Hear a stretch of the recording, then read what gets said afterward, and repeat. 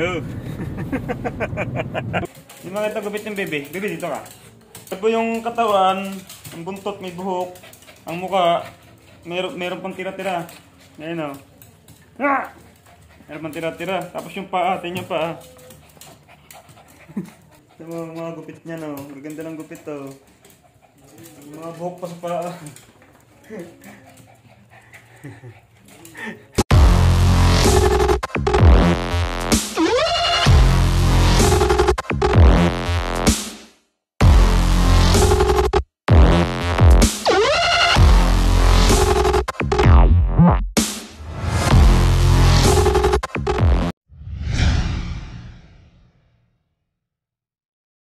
Yun na yun mga kalogs, ayan.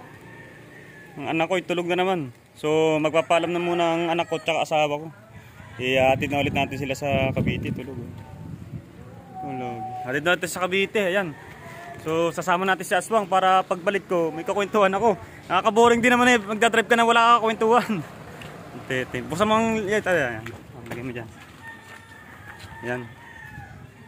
So yun. Ready ng lahat. So dala na natin itong kasulubong sa tatay, yung tuyo, yung tinuyo ko. So nga pala, hindi ko nasabi yung sikreto ko doon kung paano sumarap yun. Nilagyan ko lang siya ng suka, paminta, bawang. Ayun, matindi yun, matinding bisa, masarap yun. So magugusto ng tatay yun. So dito na kayo sa ligutan para So yun, kami alis na. So kami natin asma para pagbalik natin. So gagabihin kami pagbalik dito sa sa Nasugbo. Kaya kinaon natin si Aswang para alam niya na may kakwentuhan para hindi boring mag-drive. So yun, let's go.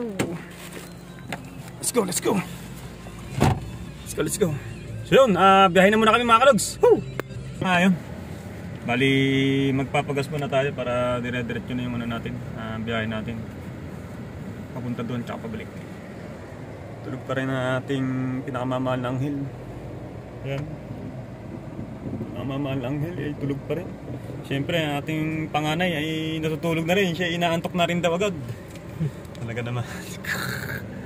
Dito tayo, nagpapagas tayo dito sa medyo mura. Ano lang 39 pesos lang isang 1 liter. Kaya mas mura dito. Sa iba kasi 45, 46. Sayang din yung 7 or 6 pesos. So yun, kami na. Nasa I Love Tuwi na tayo. So paligo na to. Paligo na. So liligo na rin tayo. Kaya siguro tinawag tayo, paligo nga. Ayan paligo. Ayos. So long way na naman to. At tara.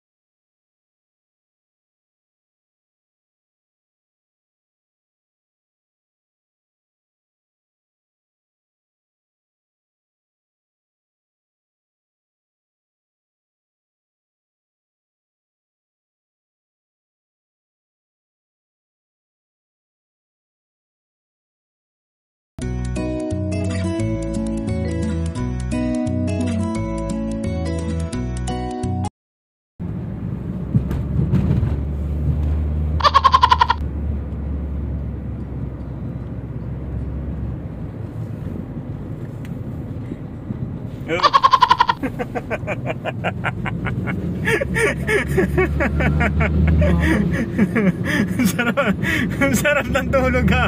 Nakayuko ko na eh.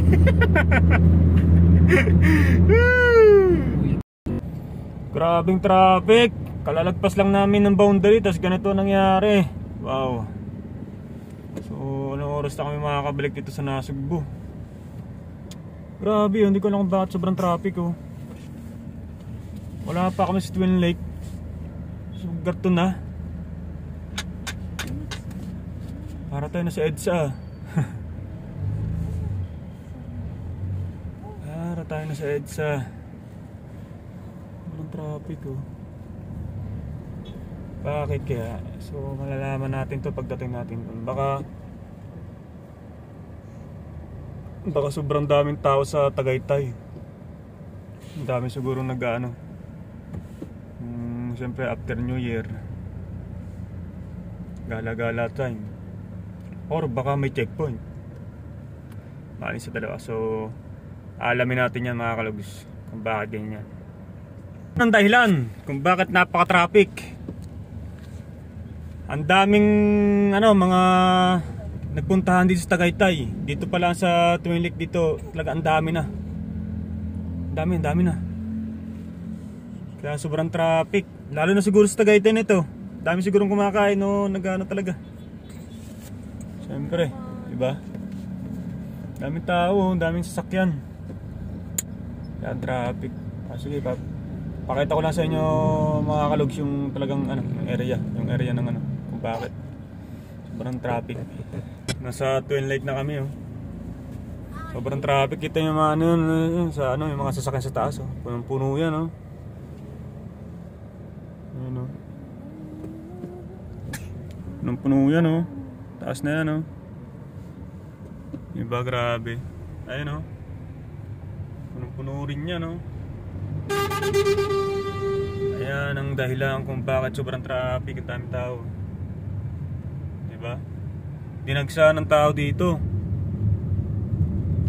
Oh.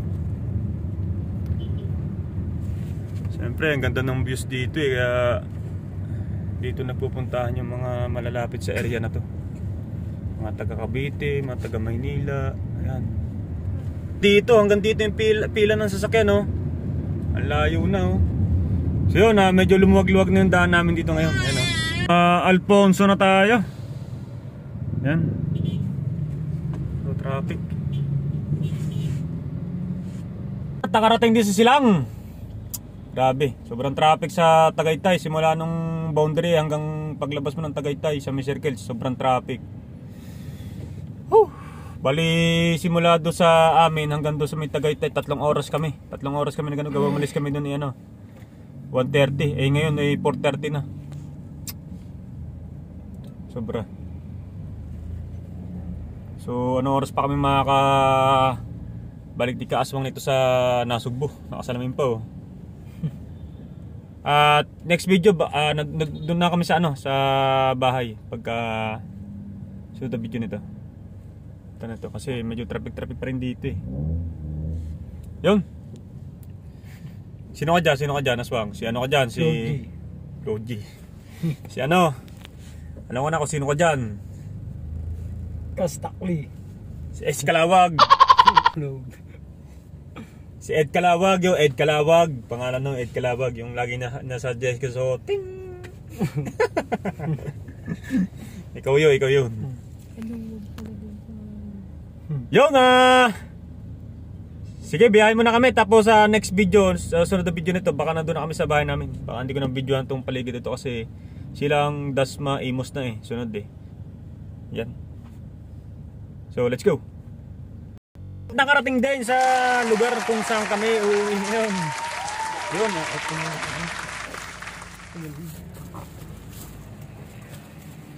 So mga kalugsa, maghahakot muna kami ng gamit doon sa bahay. So ayan. Dito na kami, ayun yung lugar na ayan na. So baba na kami. Gakot pa kami ng gamit. Let's go! Dito na kami sa bahay. Ayun na.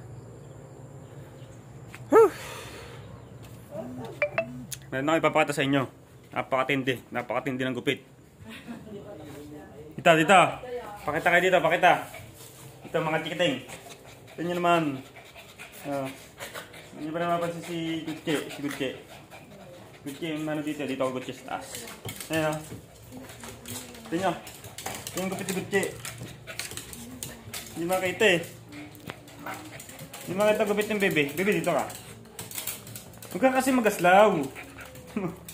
Kalbo yung katawan, ang buntot may buhok, ang muka, meron pang tira-tira. Ayan o. Meron pang tira-tira. Tapos yung paa, tingnan yung paa. Ang ganda ng gupit. Ang ganda ng gupit oh. Ganon din to. Siya. Ito mga gupit niya no. Ang ganda ng gupit to. Mga buhok pa sa paa.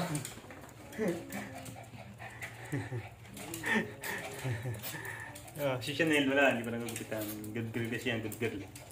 Ano ba naman ito? Ano ba naman yung gupit niya no? Nakakatawa yun. Yan, guslaw nyo, ha? Luway, dito ka luway. Ito na mga luwi-luwi na to. So yun, dito kami sa bahay. Tapos kakain lang kami ni Kaaswang. Pagkakain namin ni Kaaswang, babalik na kami ng Nasugbo dahil gagamitin ata ni Ate Larno yung sasakyan. Kaya kakain muna kami. So yun, tadeng! Yun! So, pabalik na kami ni Kaaswang. Hindi ko na binidyohan yung pag-alis namin sa bahay. Ay baka ano naman ang mata natin, mapuwing ang mata natin ni mamula. Mahirap na. Ako ni Aswang. So yun, uuwi na kami ni Kaaswang. Si Ed Kalawag. Uwi na kami, si Boy tulog. Lagi na nakatulog sa biyahe. So yun, nahihatid na natin ng ligtas ang asawa at anak ko. So yun, masaya na ulit yung anak ko. Dahil tahimik na ulit. Kasi yung anak ko, sa lugar namin sa Barangay Bukana, sa Bukana kasi sobrang maiingi kasi yung tao doon. Hindi naman sa talagang masiyahin ng mga tao doon. Mga pala tropa, kaya ang dami. Hindi maiwasan mag-ingay-ingay, ganyan. Kaya yung anak ko natataranta. Hindi kasi sanay sa ingay.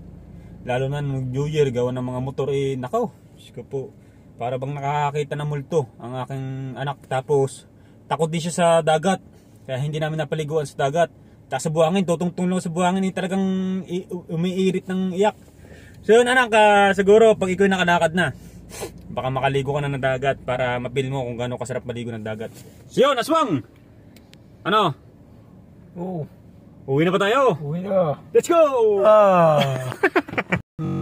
Bali, nandito na kami ni Kaaswang sa Tagaytay, lamig ng hangin. So, talagang pinanandigan yung pananalamin niya.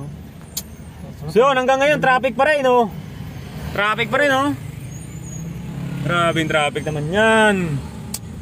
Talaga naman, sobra sigurong daming tao dito sa Tagaytay na to. Yung iba nga, mapapansin mo, ang mga nakasasakyan sa gilid, doon na sila kung mismo kumakain. Siguro wala na silang mapasukan na restaurant o ano man. So sobrang dami ng tao. So sobrang traffic pa rin Anong oras kaya makakauwi kami ni Aswang nito? So ang oras natin ngayon, ano bang oras na? Ayan. 6:57 na alas 7 na. Sabihin natin alas 7 na. Tapos ganito ka-traffic kanina kasi kami 3 oras kami tinagal dito sa Tagaytay. Traffic, mga guys. Mga alas 10 pa to. Grabe naman yan. Talaga naman. Pero sa akin okay lang yon na at least naihatid natin ng ligtas ang asawa at anak ko. So hindi lang natin i-expect na ganito ka-traffic ng sobra. Grabe naman yon. So yan mga kalog, itutuloy-tuloy ko na tong pagdadrive na to. Baka tayo makasabit pa at hawak-hawak natin sa cellphone. So yun, sobrang traffic kasi baka makagalay tayo naman dyan. So yan mga kalog, kita-kits tayo doon pagdating namin ng boundary ng Nasugbo, Batangas. So yo, let's go! Woo! Sabi daming tao. Tapos ganito may pag usok. Ayun yung malamig. Daming tao sa Twin Lakes. So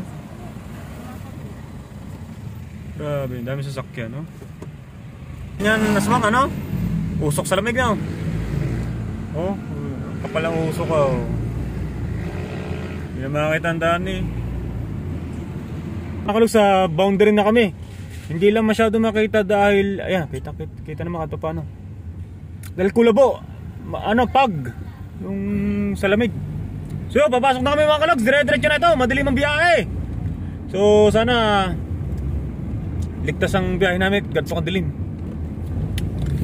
Inabot na kami ng sobrang dilim dito dahil sa sobrang traffic. So yan mga kalogs, dire-diretso ko na to. I-off cam ko muna, doon na tayo magkita-kita sa sa lugar namin. Ayun mapag oh. Akin na kailangan talagang alisto ka sa pagdadrive. Ayan. Oh, let's go! Okay, sabay! Anong oras na? Anong oras na?